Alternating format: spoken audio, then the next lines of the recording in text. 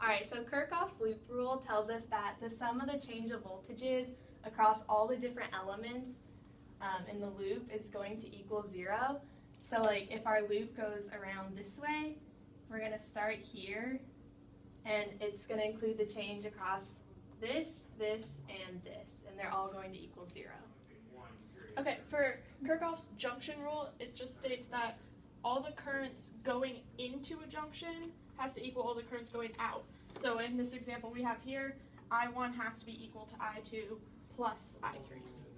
So for when you're choosing your direction for the Kirchhoff loops rule, when your current and your loop are in the same direction across a resistor, you're going to have a voltage drop. When the current and the loop are in opposite directions across a resistor, you're going to have a voltage gain.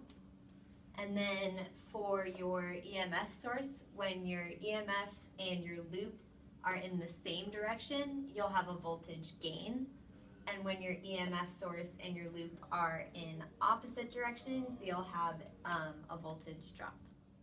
Kirchhoff's loop can be used with any kind of compound circuits, anything that involves both resistors in series or in parallel.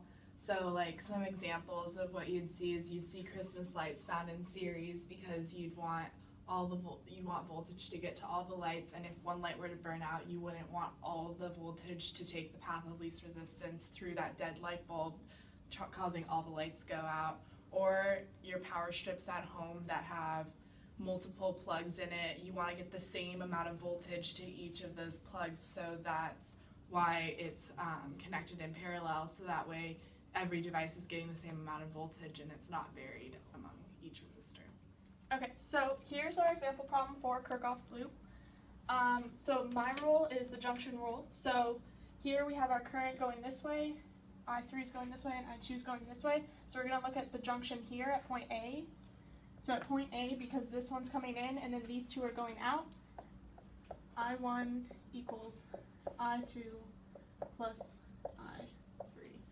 And if we were to choose point B instead, when we do all the calculations, it'll work out the same, but we're just going to focus on point A. Alright, so for the loops, we're going to start with this first loop here and go around this way. So our first voltage change is going to be 19 volts. And then the next one is right here, so that's going to be 6 ohms times the current, so just current 1 right now. Then we're going to come around the circle, and right here it's going to be 1 ohm times current 3. And then going through this voltage difference, it's just going to be 2 volts coming back around, so the junction formed back together, so it's going to be 4 ohms times current 1 again. So that's going to be our first equation. And now we need to make a second loop that includes different elements. So we can choose this loop right here, go around this way. So we're going to start with 6 volts. And then going through this way, it's going to be current 2. So 4 ohms times current 2. Coming this way, it's going to be 1 ohm times current 3. And then 2 volts again. And then that's the end of our loop for this one. Alright, so now we need to choose the positive and negative signs for our equations. And these, since they're for the loops, they equal 0. So for the 19 volts, since we're going from a low voltage to a high voltage, we're going to have a plus 19 volts right here. Then across this resistor, since the current and the loop are in the same direction, this is going to be negative.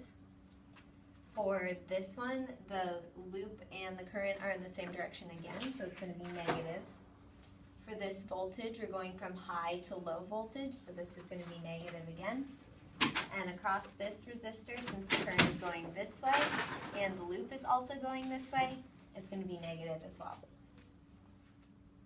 Alright, so now for our second loop, when we start here and go up, we're going from a low voltage to a high voltage, so we're going to have plus 6 volts. Then since the current is going this way and our loop is going the opposite way, we're also going to have plus here.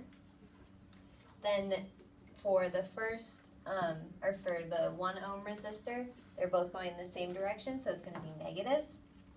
And then for this 2 volts here, we're going from a high to a low voltage, so it's going to be negative.